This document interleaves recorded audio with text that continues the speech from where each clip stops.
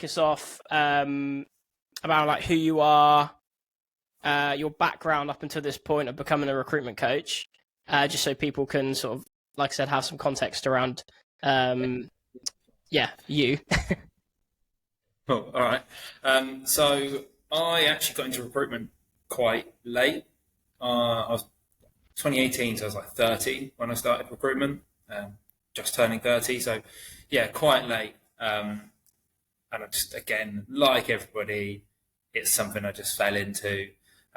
Previously, I'd been in the fitness industry from like 17. So as soon as I left school and college, I was in the fitness industry. I always wanted to be a personal trainer because I just love sport and fitness and all that jazz that every like 17-year-old boy does. So I went down the fitness route. I was a personal trainer, worked my way up into sort of fitness management. So I was running a team of 30 people, and it was great. I loved it. But if anyone's worked in the fitness industry, they know that you're working all the hours under the sun and getting no money, which is awful. I had like 30 people working under me, working for 40, 50, 60 hours a week, no bank holidays because I was always working the bank holidays, always working weekends, and you're getting about 22k a year, which is rubbish. So I just wanted to leave, but I never knew what to go into. And then I really kind of liked the people development side of things. So I wanted to go into HR, so I trained in HR. And then I got a call one day from a recruiter who actually was a member at the gym I worked at, just saying, do you want to get into recruitment? My first thought was absolutely not. Why would I want to do that? Because I didn't really know anything about recruitment other than the classic sleazy recruiter that's just there for money and isn't very good. But I had a few chats with him, and he kind of sold me the dream. And I didn't really know anything about recruitment. So I was like, well, this will boost my HR career if I know more about recruitment. So I got into it and then loved it. Like, first couple of weeks, really loved it. Had the highs and lows, obviously, of like one day being brilliant, getting all the CVs out, everyone's answering the phone. The next day, no one answers the phone, you get no CVs, interviews drop out, and it was really stressful. But I still loved it. I got the bug for it.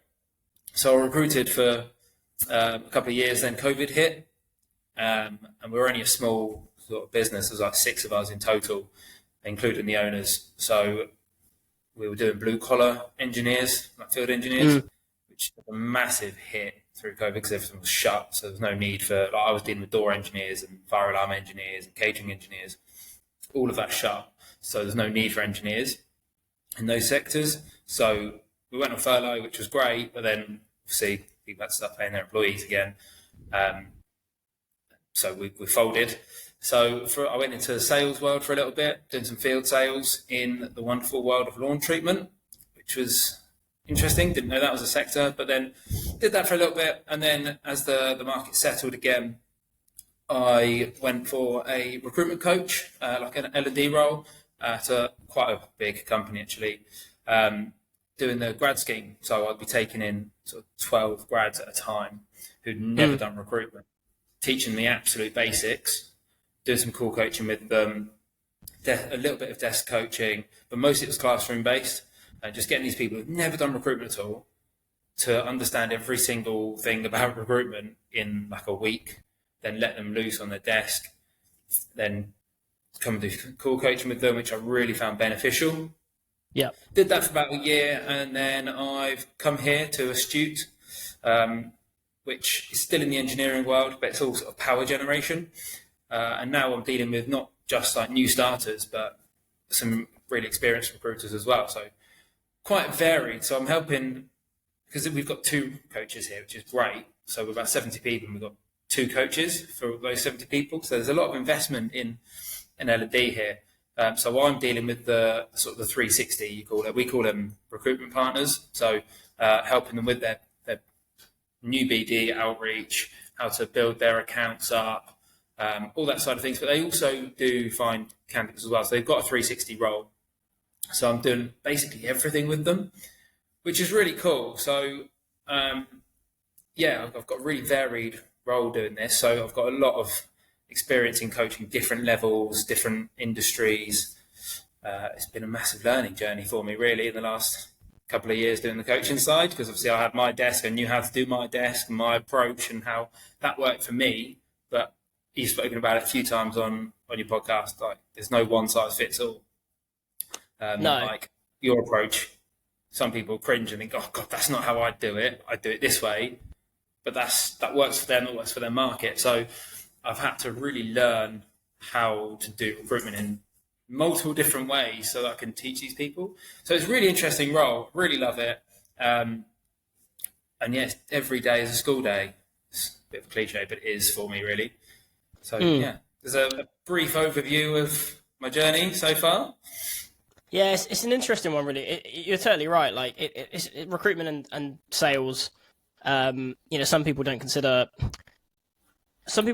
recruitment a sales job, and I think the reason is because they either don't understand what recruiters do, or they're talking typically about a delivery consultant, which is still selling. You're obviously just selling to candidates, but I think when people think sales, they also think like specifically business development. Going out to BTC or B2B and trying to win business, as opposed to sort of selling a candidate on an opportunity. And also they're talking about like internal recruitment as well. Like, I've had conversations with people about recruitment, and then about a couple minutes in, I'm like, oh, right, you're disagreeing because you're on about talent acquisition. You're on about internal recruiters. You're not on about agency recruiters. And they're like, no. So for me, I always, because my background was always 360 recruitment. Like, I think I did delivery for the first few months at my first ever agency, which was not really a real recruitment job, to be honest. Yeah. But other than that, I've always done 360. So for me, my immediate initial reaction when I hear recruiter is 360 recruiter, someone who managed the entire life cycle, which isn't always the case, obviously. So I think that's where a lot of the disagreements come. But it's definitely like one where, and you probably come across this obviously a lot as a coach, like especially on LinkedIn, it doesn't matter how good your credibility is. It doesn't matter even if you're like talking from experience of stuff that actually works, people will still disagree with you, right? Always. Yeah, always. Like, I get it when I coach people. Like, you get it on LinkedIn, there's people have got their way of doing it, like I said, and no other way would work, and they're quite shut off to that. Which I kind of had to battle with that when I first started coaching people. But yeah, every day it's like, oh, that won't work on this desk. And like, fine, it might not. But the point of a coach is to not teach one way. So I try and find ways of kind of molding what they already have. Like, I don't try and force them to change completely. I like it's the personal approach that you get. So I did a post about AI and recruitment and how AI is going to take down recruitment, but it's not. It's just going to help us. Like, AI hasn't got that human element of having a personality. So I like to help people get their personality across and do it their way. So yes, there might be certain frameworks or models that I teach them, but you can apply them in lots of different ways. Like objection handling, multiple different frameworks for that. Which one fits them best? So yeah, you always do come against people that don't think your way is going to work, but I don't teach a certain way. And like we said, there's so many different ways to skin a cat. It's just finding the best way for each person. So I kind of welcome a bit of resilience, a bit of resistance sometimes from people, because it just makes it a bit more fun. If I just turned up and went, oh, do it this way, and everyone did it, it'd be a bit boring, to be honest. But yeah. I think one of the reasons that recruitment industry can be quite frustrating for many people in certain types of agencies, usually like bigger size corporate ones, is they don't take that individual approach. You know what I mean? They don't even have, like, so many agencies don't have L&D. They'll have like a manager or a senior person who runs a workshop occasionally, but they don't have anyone like actually dedicated to like focusing on coaching, focusing on like, exploring new techniques and new ways to do things. And I think that's such a shame. And it's also one of the reasons that recruitment's got the reputation it has, because so many people are just not getting the train. I would say the majority of trainees are not getting the training they need. Yeah, absolutely. And I remember when I first started, I was working at my first tech recruitment role, and one of the selling points was, we invest a lot in training, and I was just like, okay, awesome, that sounds great. Now I've since learned that everyone says that, even if they don't do it, they just say it because it gets people through the door. But I remember doing a session on fab selling. Yeah, and love fab selling. It's a nice basic framework to use. Yeah, but I remember one of the guys, he was so the way it was structured, it was so grating the way it was presented, and it was presented by a couple of the directors who were very good at what they did, but they weren't L&D people, and it looked like the presentation was put together in like half an hour, and it was just like, they'd sort of they Googled what is fab selling, and then like told us about it, and we were like, some of us have been doing sales for like 6 years, so we don't need to learn about this. And this guy, he just joined from London, and he actually like left the training halfway through because I remember him walking out, and then I spoke to him afterwards because he said he had a call, and he's like, I didn't have a call, I was so bored, and I've just joined the business on the basis that they invest loads in training. If this is what's to come, like, Jesus Christ, I've made a wrong decision. So it is funny. But in terms of like, because obviously you started off doing grads, you said, yeah that was my first thing, was doing grads. Yeah, awesome. So it's a bit of a challenge there. I bet, and I'd love to hear about it. What would be great is, because I'm sure a lot of people here, like listening to this, are just either looking into recruitment or just started recruitment. So how do you help people get off to the best start? What advice would you give to grads? How did you run that? Like, if you could just go through as much as possible. So there's a couple of different methods that people use. So like, I was doing a grad scheme before, where there's 10 to 12 different grads all in a room, but they're all in different desks completely, like different sectors.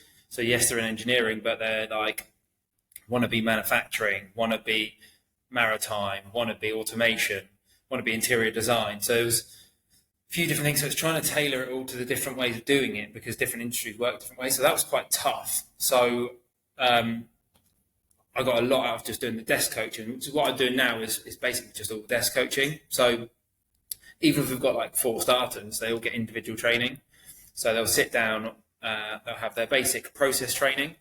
After that, it comes to me and I do a lot of call coaching, which I know isn't a facility that a lot of people have, but it's well worth it. So if there's any business leaders listening, you don't have call coaching, get it. Get some call recording, because that is where you see some real growth. Because I have people a lot of time, this is a great call, and then listen to back that it wasn't great at all. That was really bad. So they can learn from it. But what I tend to do is I keep it really basic with them. I use things like a fab sell. It's a real basic structure that you can use, because everyone gets a bit excited in recruitment. You see a good candidate, so automatically you start selling a role, but you have no idea what they actually want. So using the fab sell, the way I'm teaching it to people is they have to actually think about the person's motivator to create the good fab sell. So I keep things nice and simple. I have a simple call structure that I use for every type of phone call, around gathering the right information that you need, whether it's a first call you're doing with somebody or an interview prep call or an aftercare call, anything, just gathering all that information that you need first, gaining control, because big issue with new recruiters is that control piece, because they put clients and candidates up on a pedestal because they've been doing the job for years, whereas they've just come into recruitment, they don't know the job. So they feel like, how can I control this? So a lot of the work is around that control by using this sort of phone sort of format. So I don't like using scripts.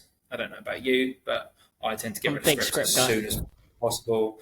Yeah, they just sound robotic and awful. It sounds like it's a call center, and you can't have active listening then. So if you have got a script that you have to use, I had a script I had to use. Internalize it and put it in your own words as soon as you possibly can. I would record myself on my phone doing pitches. I would pitch our products, I would pitch a role, I would pitch a candidate, and just do it over and over again, doing a voice recorder on my phone so I could listen back to it and then find my style quicker so I was more comfortable. So that's something I always advise new people to do, is voice record themselves over and over again with the same pitch but in different ways, because reps make you better. Doing lots of repetitions at something, you will be better at it. And as we've said, like everyone knows, you can have days where you don't talk to anyone for hours on the phone because nobody's picking up. How are you going to get good reps with that? Like, how often do you have a negotiation call in your early days in recruitment? When you finally get one, you panic and you're like, 15%, yeah, great, I'll do that. And you end up getting rubbish percentages and fees. You don't qualify the job. So if you practice and practice and practice, you're already in that mindset. So when you get to the negotiation call, it's there and it just comes out. So for new recruiters, definitely use the voice recorder on your phone. Everyone has a smartphone nowadays. If not, if you don't have a smartphone for whatever reason, like I've got a friend who doesn't like them, but you can record yourself on Teams or Google Meet or anything like that. Just record yourself somewhere over and over and over again. Get used to listening to your voice. It's horrible, but get used to listening to it and tweak it every time. Just getting those reps in, it's invaluable. It really is. And then try not to talk. Like, try and get them talking at least 70% of the time, at least, by asking good quality open questions. So a workshop that I've done quite a lot with new people is around question types. So you're like, what questions would you need to ask about this? And they write them down, and every single time they're closed questions. And that is going to, like you were saying earlier, about the podcast you listen to where they're asking a question and then there's like no answer really. Like, that's what's going to happen. You're going to talk to somebody. You can say, oh, so what are you doing now? They're like, oh, this. Like, oh, how long have you been there? 10 years. Is it good? Yeah, it is. Like, there's nothing, you've got nothing to come off. Because if you're asking open questions, they're like me and they can just talk for ages, go off and you're getting loads of gold from them that you can probe in. So yeah, massive focus on open questions and just record yourself to get those reps in are two key things, I think, for new recruiters. And another big one is just learn. Just be a sponge and learn everything you possibly can from everybody. Like, no one's going to have one set style. So if you've got a billing manager who is coaching you or training you or whatever, they're going to teach you their way because that's how they know that they've done it. Doesn't mean it's going to work for you. Like, there's so many different styles. Like, you could be a similar type of person, but your personality means that actually being a bit more bullish and a bit more of a push salesman is going to work for you. But for me, that doesn't work. Like, I can't do that. I'm far too chill for that. I'm more of a consultative pull sort of sales. So just listen, take in everything, and then come up with a solution at the end, rather than I've got a perfect candidate for you. Straight off the bat, and it's like, well, I'm not even looking. Why are you trying to sell me a perfect candidate when I've never spoken to you before and I'm not even looking for a candidate? So learn from everybody to kind of create your own style as well, because you could pull one thing from like that really pushy recruiter that actually works really well for you. Yeah. Not the entire style, just one type of thing. So I think just be a sponge as well is a massive, massive thing, because the first year in recruitment, first 18 months potentially, is just learning. Like, you're not going to be a great recruiter in a year. Absolutely not. There's people who've been in the industry for 5-10 years and they're still not great recruiters. They're still learning, which they should be. There's people in 40 years they're still learning the industry because it's changing all the time. So lower those expectations. You sold the dream when you start off. Like, you're going to get like 40k OTE, all this training. The chances are you won't get 40k OTE in the first year. You're going to get your basic salary and some commission sporadically through the year. Yeah. So lower those expectations and don't get disheartened by the fact you get rejected a lot. Yeah, for sure. It is rough. Like, I think also as well, like, in your first year of recruitment, it's almost a gamble, because a lot of people come into recruitment, they don't necessarily have like a degree or anything like that. And from what I've seen, the people with a good degree coming straight out of uni, they're the ones who tend to end up with the better recruitment jobs. So they're the ones who potentially have the better experience initially. But if there's people like me, for example, I didn't have a degree. I had a bit of sales experience, but I was quite jumpy. You just sort of take what you can get. Like, you just try get into recruitment. I mean, the amount of people that message me saying, I just want to get into recruitment somehow. There are places that will hire anyone. Like, I know I had a friend who got hired, and they seriously used to take anyone who just applied, pretty much. They had that approach of, like, hire 20 people knowing we're going to fire 16 and 2 will leave. Yeah. And that's where I feel like people have that really bad experience. So I do think it's a bit of a gamble and a bit of a roll of the dice, but also you need to, like, manage your own expectations, like you said, around the earning potential, because a lot of these companies who say you're gonna earn 80 grand in your first year, I mean, I have heard it happen, but I mean, that is the 0.1%. And yeah, very few people great off the bat and earn loads of money. Yeah, this is the thing.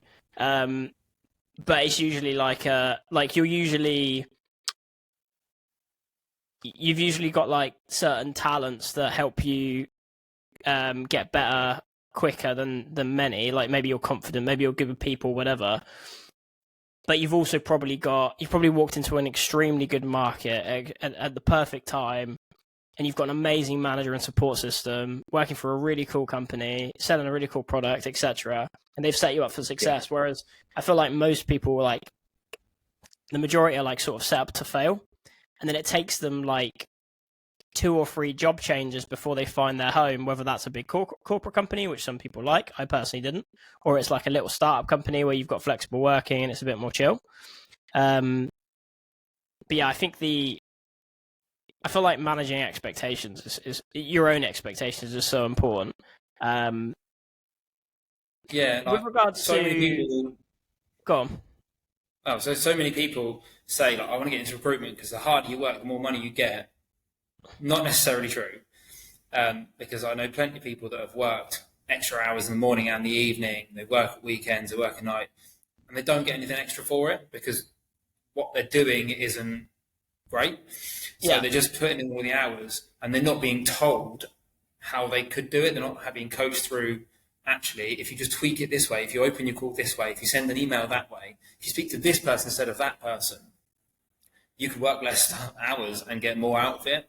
So it's not necessarily just a work harder and you'll get more money, which is kind of a stigma in recruitment. It's like, the more you do on the phone, the more you're going to get out of it, which isn't strictly true.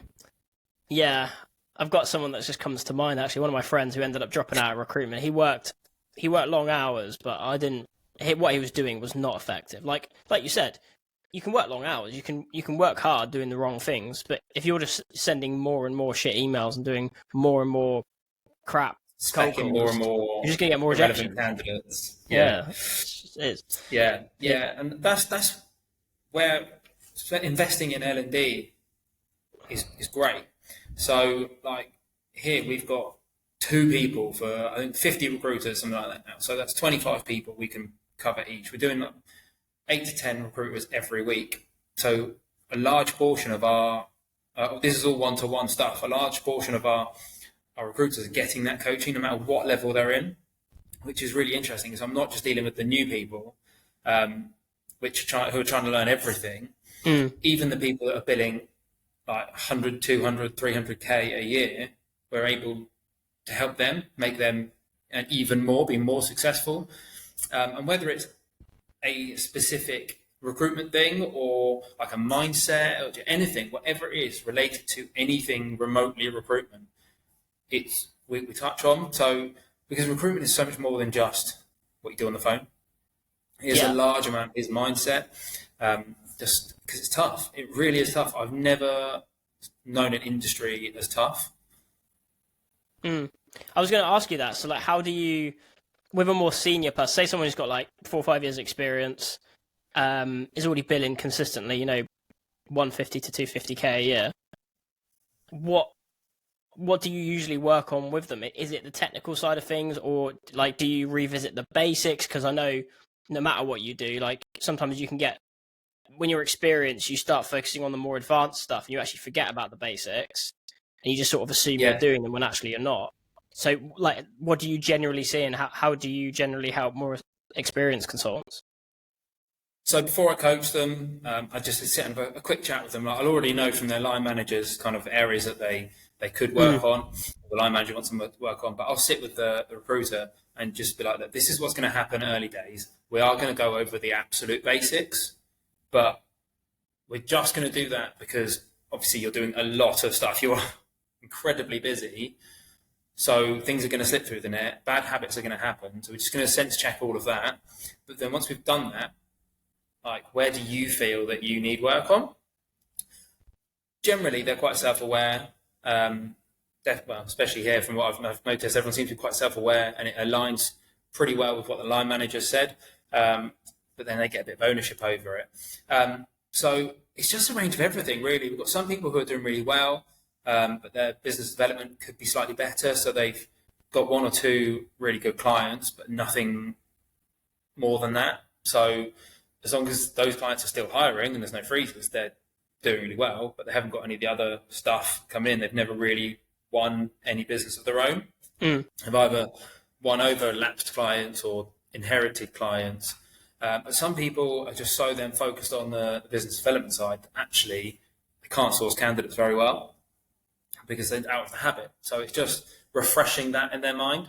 So we're going over more of that. So actually one of my colleagues is, that's like their speciality is more of the sort of the delivery side of it. So it might be that actually they're a recruitment partner, which I do a lot of work with, but that's their speciality, is sourcing candidates. So we'll tag in there and be like, look, this is how we're going to source some candidates. So we have a whole range of different things. Like, we're having a real push on social media now because it's a massively underutilized platform.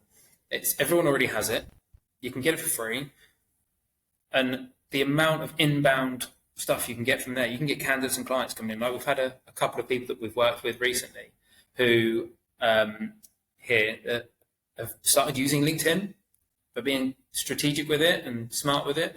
And they've then had lots of inbound BD, which has worked out really well. So just because it's inbound doesn't mean it's going to work. So they've actually then still had to win them over and stuff. But that's activity they haven't had to do. They've saved themselves some time there because their presence online is great. So it could be that How have you guys learned about how to use LinkedIn though? Like, are you just sort of figuring it out yourselves, or have you done official training? So I kind of started just figuring it out and going for it and put in. I saw a video. Sean Anderson, I think it was. Yeah. He put a video out. I think you commented on it actually. It was about how I never run out of content, and because he just talks about what he's done that day with different recruiters. That's kind of how I got on there. But I've never really been a good writer, so I'm more of a let's just walk and talk to my phone, get my big fat head on the camera and just go for it. So I'm teaching myself how to write.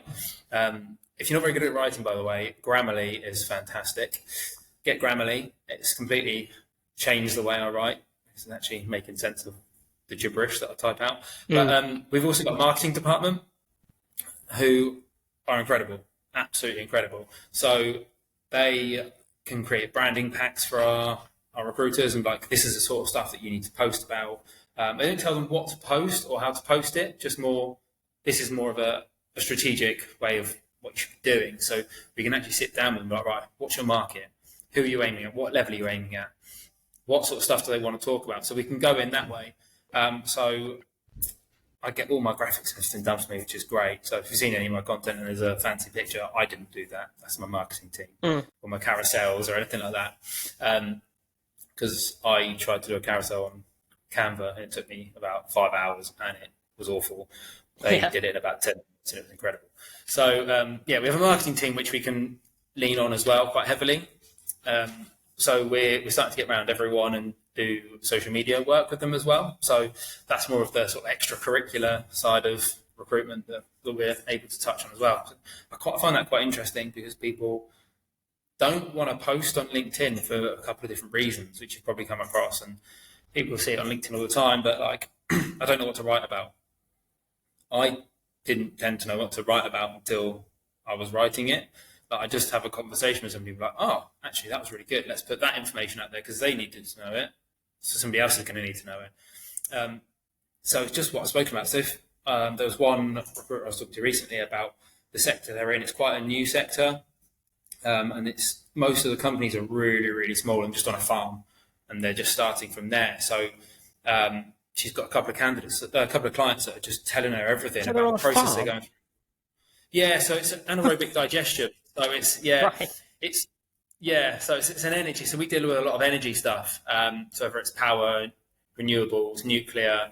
So the anaerobic digestion side that starts on farms quite often because it's just a load of waste that they then turn into electricity. It's all very scientific. I don't really understand the process, but I've listened to a few calls that just baffled me. But so I was just like, I'll create a document of every single thing that they're going through, whether it's like planning permission, how they go about that planning permission, how long those things take. So you can then start not only using that in your calls with clients, but you can then start putting that content out there so that all these other small places are seeing it and going, oh, this person really knows what they're on about. Let's get in touch with them.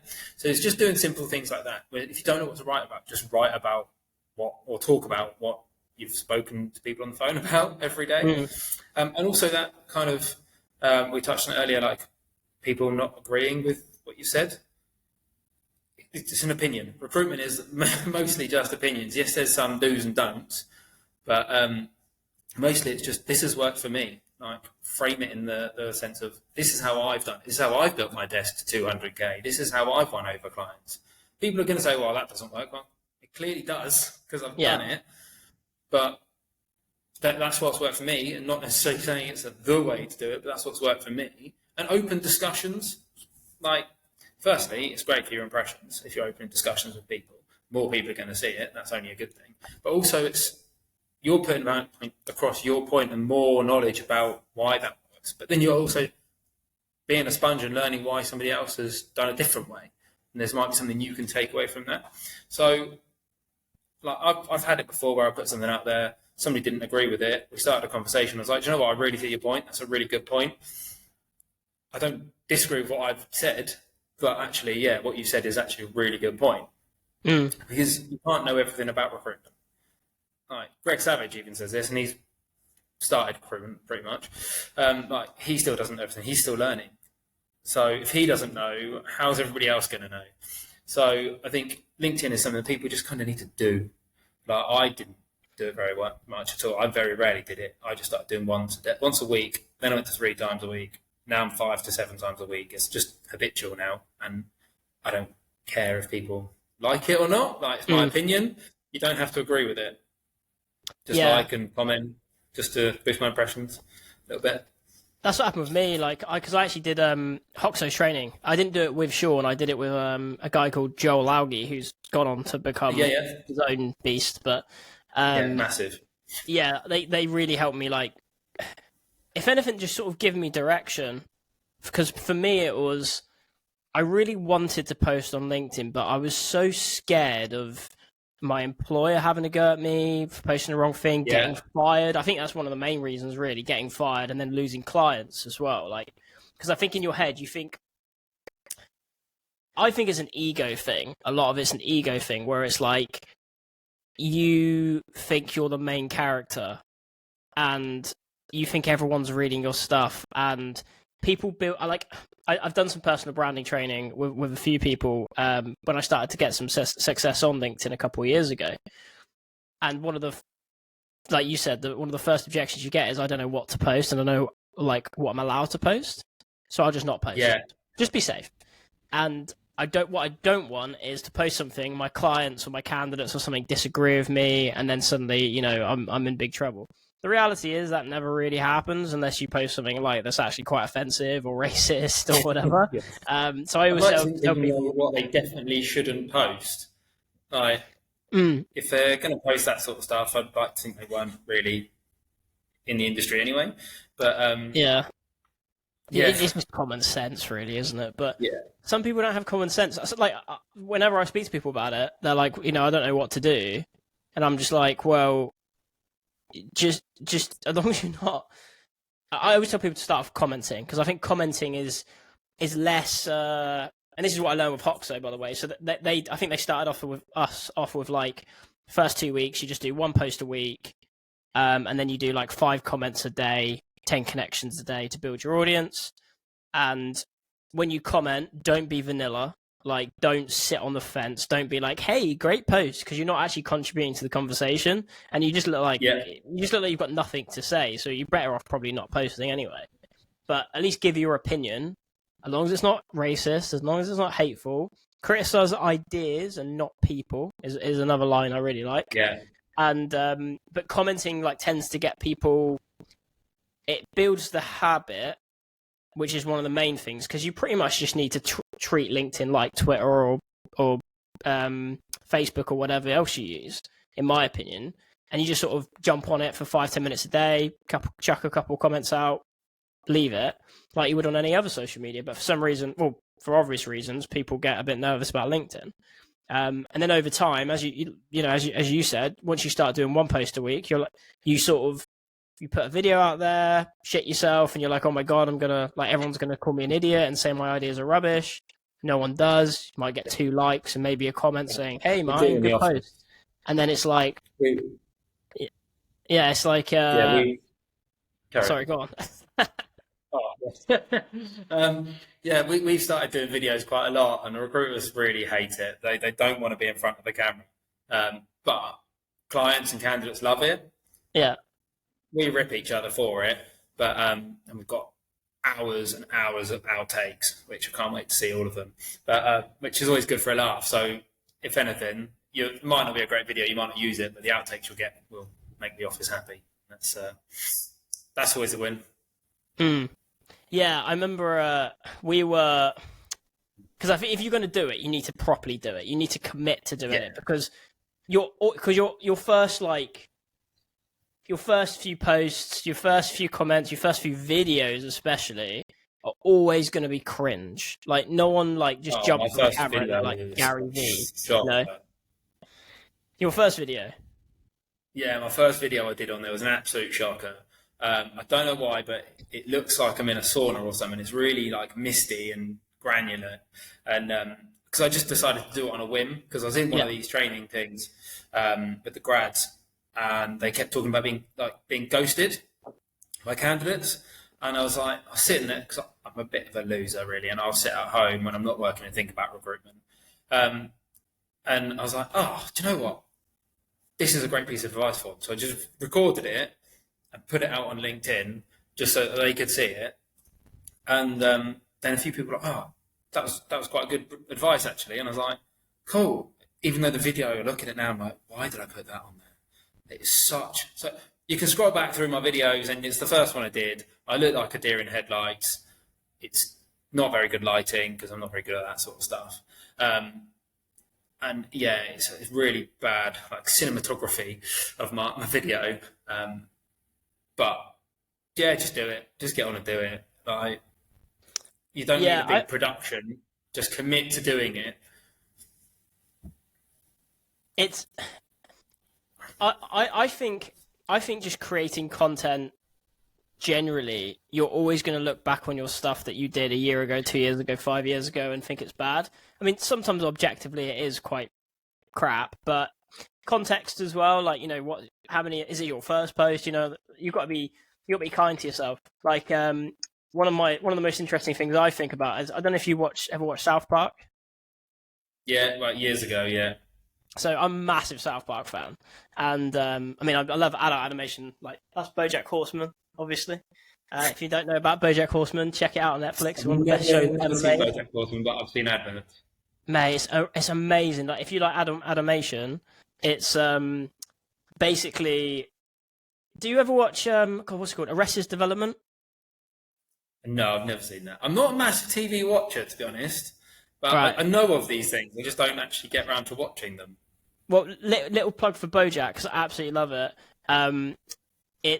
So basically, it's a bit of a weird animation world, and some people are humans and some people like animals. It's just, I don't know why they did that. It's just a stylistic choice, I guess. But anyway, basically, BoJack Horseman he was really famous in the 90s, right, on like a sitcom, and Right.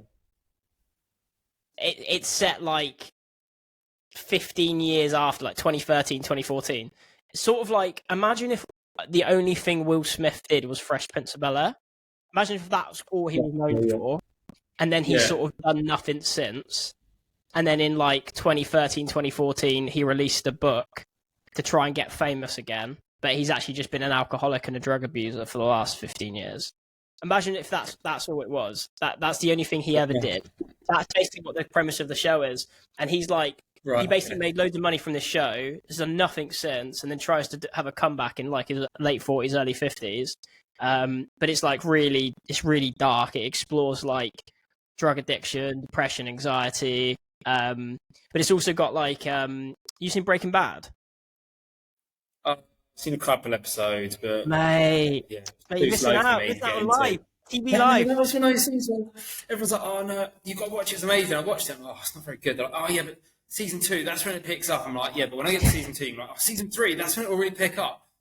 I've watched all of The Walking Dead. I've done enough of the stuff where you've got to wait for the next season for it to be good. Yeah, I know what you mean. I was just about to say to you, actually, BoJack doesn't get good until like episode 6, I would say. I'll start. But it is awesome. But anyway, what are we talking about? What are we talking about? BoJack? Oh, it's South Park. So anyway, South Park. The creators are Matt Stone and Trey Parker, right? Yeah. So Trey Parker's the one who does, I don't say most of the work, because I absolutely love those guys, but Trey is the one who does all the writing. Like, he writes all the episodes. He's the main creative brain behind it all. And he was quoted, I think, a couple of years ago saying that he really hates like the first 5 seasons. He thinks that he's watched them back and he cringes. He thinks they're absolutely horrendous. South Park fans think that's like the golden era of South Park. Like, that's when it was at its best. Watch it. Yeah, like the late 90s, early 2000s. It was amazing. I mean, don't get me wrong, it's still good now, but especially recently with the COVID stuff. But it's just funny how content creators and artists, whenever you create content, you always look back at your stuff and think, I should have done better or whatever. But I think it's, again, an ego thing. It's like you're not looking at it objectively. There's emotion involved, there's ego involved. And yeah, that's always going to be the case. But you don't know, like, you can post something on LinkedIn and any platform, but on LinkedIn specifically, because we're talking about recruitment, you might not think it's very good, but you post it and then it blows up, and then you post something that you think is amazing and no one cares. Yeah, I've only been using LinkedIn properly for about sort of 8 months. Well, that's when I started doing like 3 videos a week or whatever. But like a couple of the biggest posts I've done, the ones that have gone, I got the most impressions by far, I knocked up in like 5 minutes. And I put effort into it, but I didn't like sit there for hours thinking about every single word and how it's going to fit. I just wrote it, did it. So I was like, I need to get something out now, post it, done. They've gone massive. And then I've done some other stuff where I've poured my heart and soul into it. I'm like, that is so good. Like, that's a good piece of content, a good bit of advice. I've spent hours on that and no one's seen it. And you're like, like, ridiculous. Like, recently I did the mandatory back to school photo on LinkedIn because I was like, why not? So I put a picture of my daughter up outside of her school, like, just about going back to school like everyone does. That got more likes than anything else I've done in the last 2 weeks. And I was like, why do I even bother trying to do good content when I could just, like, the bikini back from holiday pic, like, gets more impressions and stuff. But, like, I care more about it being good content, but I don't over-edit it. So with my videos, we've got a little lake that I walk around, and most of my videos are done at that little lake. And I'll take a couple of takes, and I'm like, I'll watch it back and go, oh, should have said that. But I'll be here out for hours making this like 2-minute video. If I keep doing that, I'll never be happy. So don't strive for perfection on your posts. Like, just do it. just get consistent with it. And yeah, like you say, you're going to look back and cringe, but it's out there now. It's done. It just needs to be good enough. Just good enough, Yeah. like 7.5 out of 10. That's actually, it's funny. I'm glad you raised that point, because actually when I started training someone about personal brand, and I say training, like I'd literally just been posting on LinkedIn for like 4 months. I was getting some decent success, and my colleagues started saying, "Oh, how do you actually do this, or what do I actually post?" So I said to them, like, I gave them some tips, told them what I did, and then I think it was like 9 o'clock in the morning. Like I was like, write your post and get it out, and then we'll see how it does. And I was like, don't overthink it. Like honestly, no one, like your first few posts, probably no one's going to see it anyway. You haven't got an audience. Yeah. But just do it anyway. Don't overthink it. I think we got to like 11. I've been doing some sourcing or something, so I've been headphones on, sort of thing. I was like, "How's your post doing?" And she said, "I haven't done it yet. I'm still working on it." And I was like, "Still working on it?" I was like, "What do you mean?" And she was like, "Well, I've sort of rewrote it, and then I've sort of binned it off and rewrote another one, and now I'm just going word by word, checking grammar and trying to make sure the tone's right, and I'm not offending anyone." And I was just like, and it wasn't even like a particular, to be honest, a particularly interesting post. It was just like posting for the sake of posting, sort of thing. And I was just like, "Have you actually spent an hour like thinking about this post and analyzing this post, and you could have been doing recruitment?" I was like, "Just get it out there, see what happens," because you've got to test stuff as well. Again, yes, it's very likely that occasionally someone is going to disagree with you, and 100%. that's just part and parcel of creating content. That's a part and parcel of sales. You're going to get rejection in life, and you're going to get people disagree. Some people are going to be arseholes as well. Some people are just going to be in a bad mood. I've seen one of my friends. She had someone who like basically was bullying her on her post because he's a weirdo, and he's obviously not in a very good place himself, and that's what the block button's for, right? But that is going to happen. But the upsides of it all, and the more you do it, the better you'll get, and the better you'll get, the more audience you get, and you also learn a lot as well. Like you were saying earlier, like I always, and sometimes it is difficult, if you're in a bad mood or whatever. Again, ego. You put a post out and you're like, "This is how I do it, and it works, and it's great." And now someone else is like, "No, that's wrong. You're wrong. That's stupid advice. Don't listen to this." But if you can have an open mind about it, it's a really great place to learn about different ways to do things. Yesterday's a good example, actually. So I put a video out yesterday on TikTok, right? So I was speaking to, I think, Will Alred from Lavender, put a post out about TLDRs. Now, TLDRs are usually used on like Reddit. Too long didn't read, for a lot of people who don't know what that means. And basically what you do is you say you've done like a long, this isn't for you, Martin, I'm sure you know it is, but for everyone listening, if you do like a long Reddit post, like it's like 4 paragraphs, you would use, it's like courtesy to sum it up at the bottom, TLDR, too long didn't read, and then summarize it in like 2 sentences, right? And then Will said, "Oh, you should do this on your emails." And I was like, "Do you know what? I've never thought about that before." And then I did a video saying, "Oh, really good idea, actually, really like this. Add a TLDR at the bottom of your email." And I had a couple of people comment and saying, "Wouldn't it make sense to add it to the top of the email?" And I sort of thought about it, and I was like, "Do you know what? Actually, it probably would make more sense to do that." So I put a comment on my videos just saying, "Do you know what? As per comments, it's probably better to ignore my advice and put it at the top of the video." But I've learned something, and that like those little things could be the difference between you making a sale or not, booking a meeting or not. So being wrong is one of the best ways to learn, right? Absolutely, we learn from our mistakes. So yeah, like I never kind of shame people for trying things and getting it wrong. Like you don't know unless you've tried it. So give it a go. Like I'm actually more like, yeah, fair play for giving it, unless they do something shocking. But no, they shouldn't do. But I'm like, yeah, give it a go. It's the only way you're going to find out. Like everyone in recruitment has just done stuff, seen how it's gone, adjusted, tried it again. But like, yeah, that TLDR thing, putting at the beginning, that's quite a good idea, isn't it? Fair? Like, I think using it at all in an email, I'd never thought about that like yourself, and that's really good, because candidates are not going to sit and read a massive email. So if you can just summarise it, it's great. But that could be a whole different discussion with at the beginning or the end. But Yeah. Well, so basically, try it, see how it works, I suppose. yeah. Well, this is the thing. Yeah, try it and see if it works. But because the way I was thinking about it is, because I looked into it as well. It's so doing it at the bottom of a post is when you're telling like stories or like that sort of stuff. Whereas where basically it's a spoiler, right?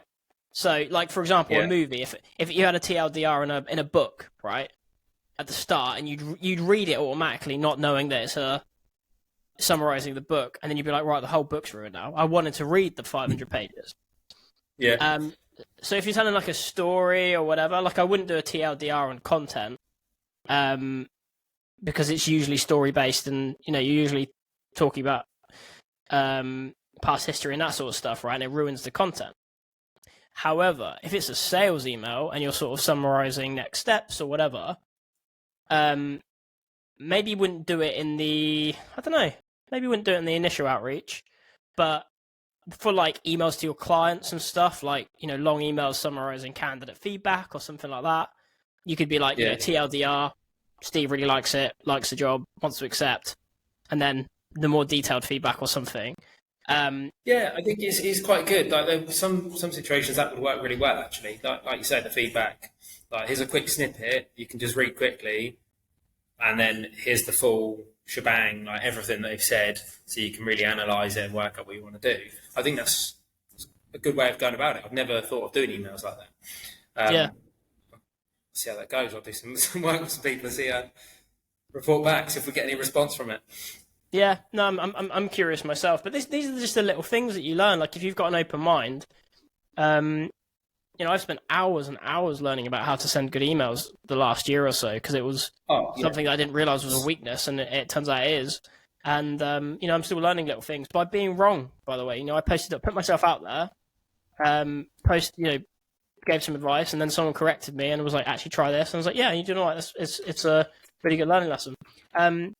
One other thing I wanted to talk to you about, because I think it's really important, especially for people just getting going in sales and recruitment, and it's something I really, really struggled with for my first few years in sales and recruitment, and things didn't really click until I managed to sort this out. But it's like day planning and time management. Yeah. So yeah.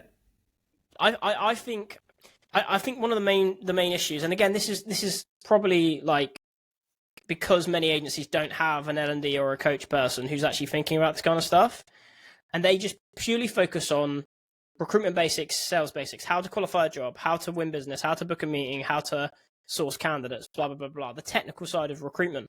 But they're not thinking about stuff like time management, productivity, that sort of stuff, how to plan your day. So what advice would you give to people in like their first year of recruitment that struggle with time management? How do you go about that? Yeah, well, time management is massive. So just like you, I struggled with it. When I first started, it was chaos. I didn't really know what I was doing, where I was going. I always had time where I was just sat there and I've done everything. What do I do now? And I hated it. And I'd just be sat there for like an hour, just pretending to work because I don't know what to do. Yeah. So one day it did just kind of click about, rather than just having a task list, which is what everyone has, is like, these are the different tasks I need to do today. Bang through them, done. Cool, what am I going to do now? Is I am quite ruthless with my time. So I've still got books from when I was recruiting in 2018, and you can see that when it shifted. Because I didn't have any of these fancy like KPI tracking systems or task management systems or anything like that. We just had a bog standard database, a mobile phone, and crack on. So everything I had to write on paper. So I was really, really ruthless, and I got into the sort of important urgent scale. I used to love that. Yeah. So if it's like super important and urgent, I need to get on that right now. If it's important but it's not urgent, I can just not think about that for a little bit. If it's urgent but not important, that still needs to be done, but can somebody else do that for you? Like nowadays, could you automate it? So we've put a lot of effort, we're still putting a lot of effort into automation, whether it's emails being sent, or so we use Herefish. So as soon as you put people on shortlists or anything like that. They get emails straight away just saying that you've been added to this shortlist, here's some information. So we're automating a lot of stuff. So that stuff we don't need to worry about. So that's another bunch of stuff you don't need to think about.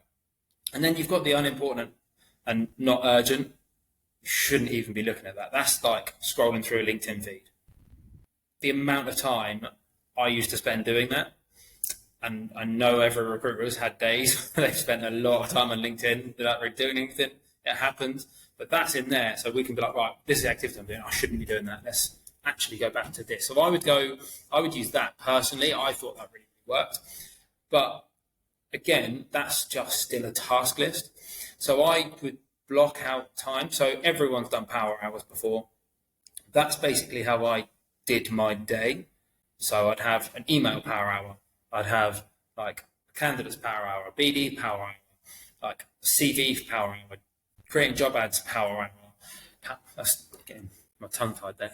But like I blocked everything out. So I was like, right, I have this much time to do it, because it is a thing. Like if you give yourself 2 hours to do a task, it'll take 2 hours. If you give yourself 20 minutes to do the task, it'll take 20 minutes. So not only do I have the task, I set a deadline for when I need that task done. And then if I'm sourcing candidates, for example, I've got 2 hours.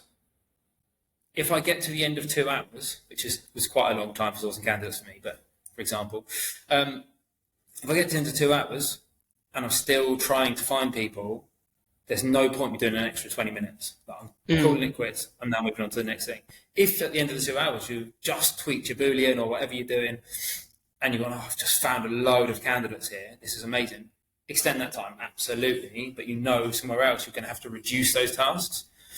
So I would time chunk massively. So when I've worked time management with a lot of people. I've done group sessions. It's something I do basically every week with people. Is like, where's your day plan? What are you doing today? When are you doing that? Why are you doing that there?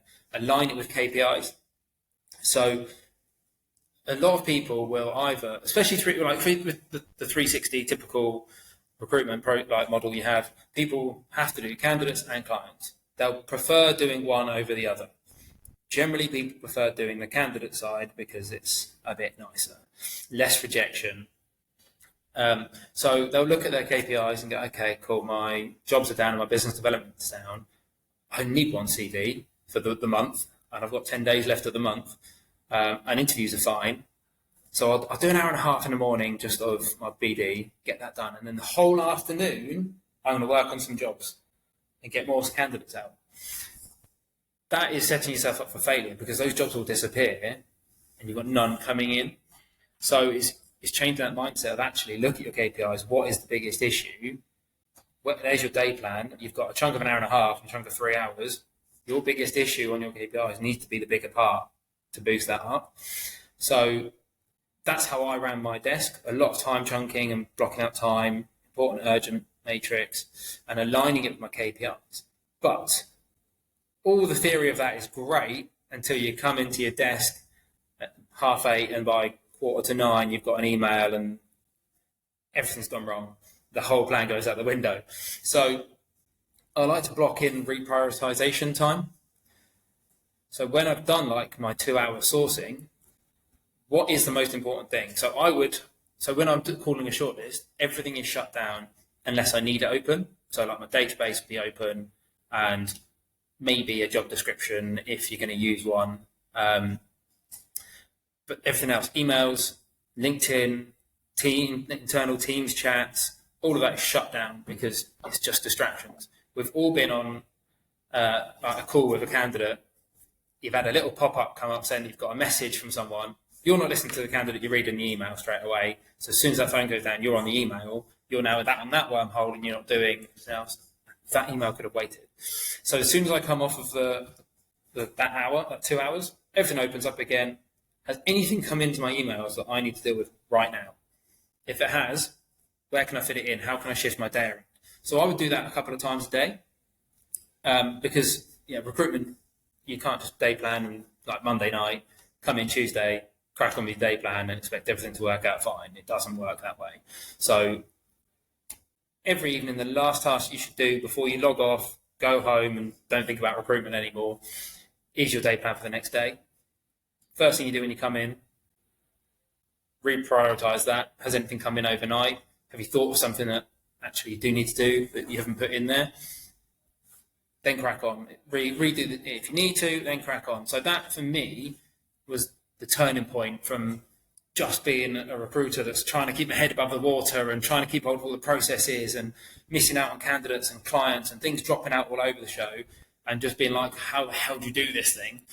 To actually being proactive, like thriving in the water, like treading water comfortably, not really having any fallouts, not missing any BD calls. Everything's like comfortable. I'm not struggling and constantly fighting fires because I had that so rigid. And that was one of my biggest strong points was my day planning and just setting myself those targets.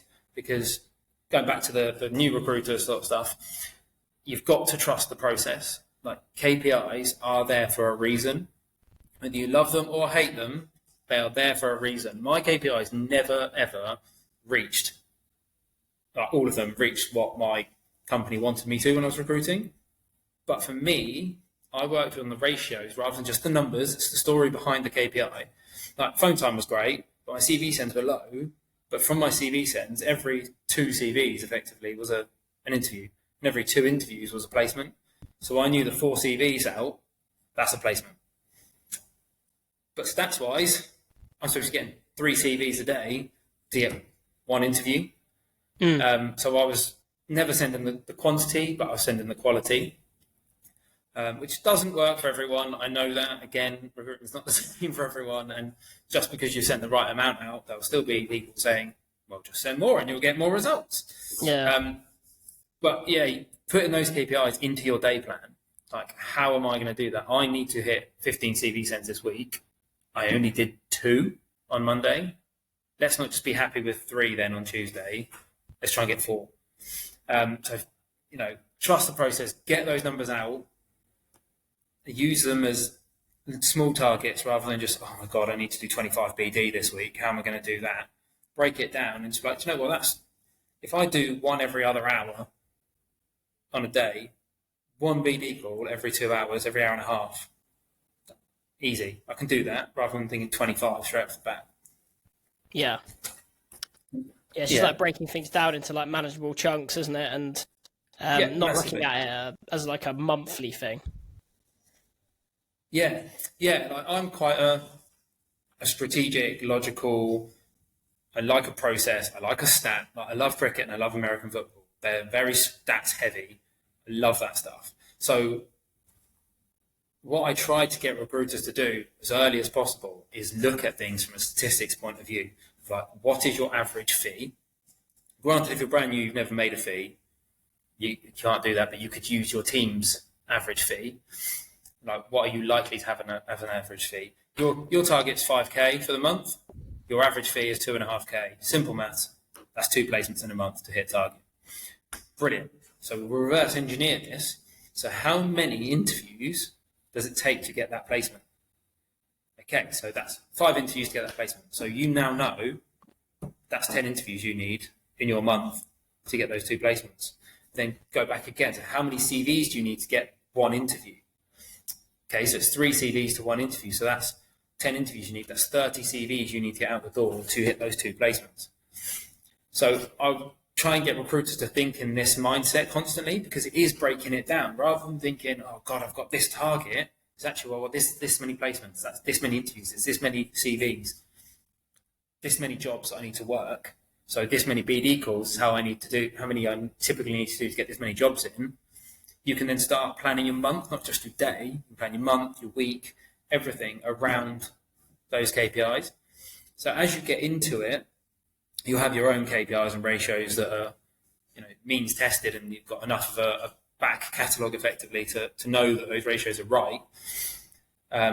You can start doing that with your own figures, but I would say start thinking about it that way now, and that will make your life so much easier. You'll have more of a strategy around how you're working, so your day planning is going to work, because it's all well and good going, oh, okay, we'll block everything out, so I'll block all this time, but actually there's no reason rhyme as to why you've put those tasks in.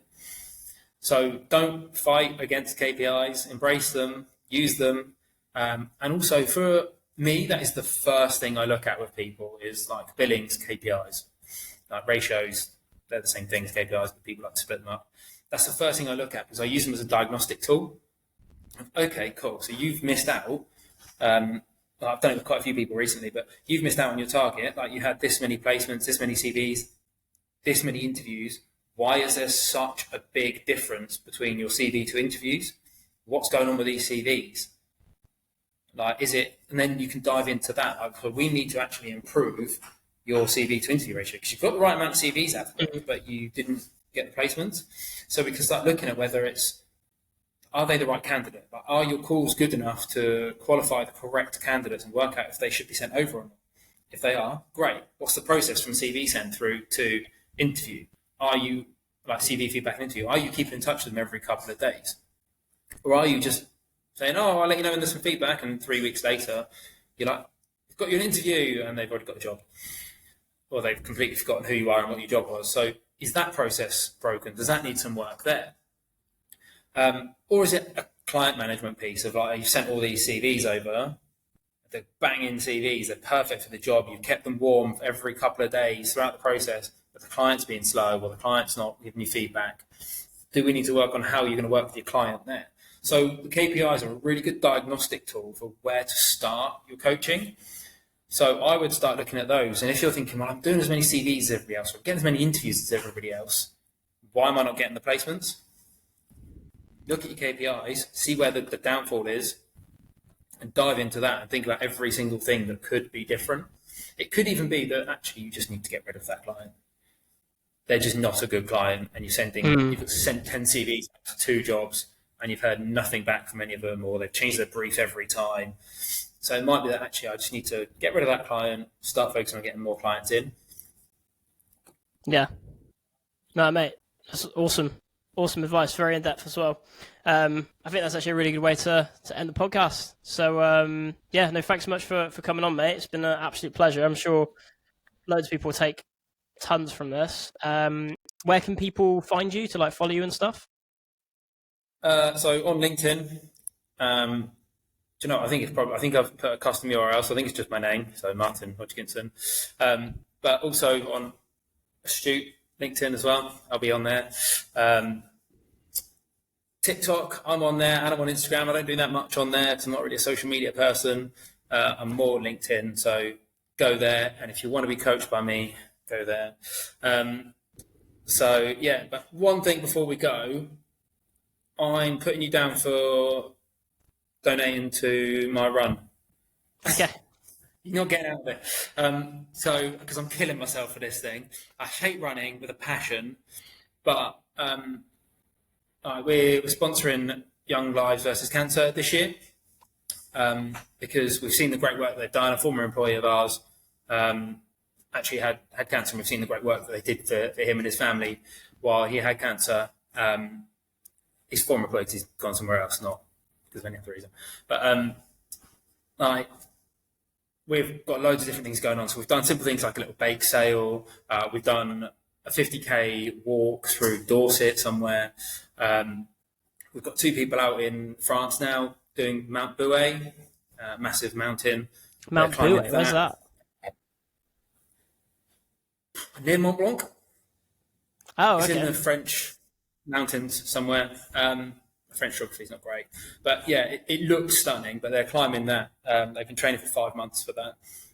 And then there's a bunch of us here that are doing the Great South Run, which is a 10-mile run through Portsmouth, where we're based. And I'm dreading it, to be honest. It's on the 15th of October, and I've done a 7-mile run as my biggest run so far, so I can do 10 miles. I should say 10k. But yeah, I'm getting there, and we're trying to get £10,000 for Young Lives versus Cancer. We're nearly there, so we just every Friday, pretty much, I'm posting about it. So once you found me on LinkedIn, it won't take you long to find the link to donate some money to a great charity because they help so many people. I did a post about the fact that if there's a young person with cancer, their family have a £730 extra a month expenditure while they're mental, right? That's like a whole mortgage coming out. So if you've already got a mortgage, you've got another one coming out just on top. Who has a spare £730 a month just because their kid's got cancer and is ill in hospital and then probably can't actually work? So, it's a bad spiral going on there. But Young Lives versus Cancer help with all of that. They can give financial advice and they help with accommodation because sometimes people aren't close to the hospitals. So they really, really help. It's a fantastic charity. So donate to that. You can track me on the actual run as well, but please don't because it's going to be horrible. And there's going to be a really cool video of me running on a treadmill soon. So look out for that. Give that a little like. Yeah, that's awesome. Well, what we'll do is we'll you send me the details of all that. We'll stick it in the main post and the comments and everything anyway, so it'll be easy for people to find. But yeah, mate. Other than that, but absolute best of luck on that. I'll definitely be donating, and look forward to seeing how it goes. When did you say it was? 15th of October. Yeah, 15th of October. So not long. Yeah, not long at all. Well, hopefully it's not as hot as it is now. Owners? Oh God, if it is, I'm not doing it. Feel free to donate, people. Awesome. Nice one, mate. Cheers for coming on.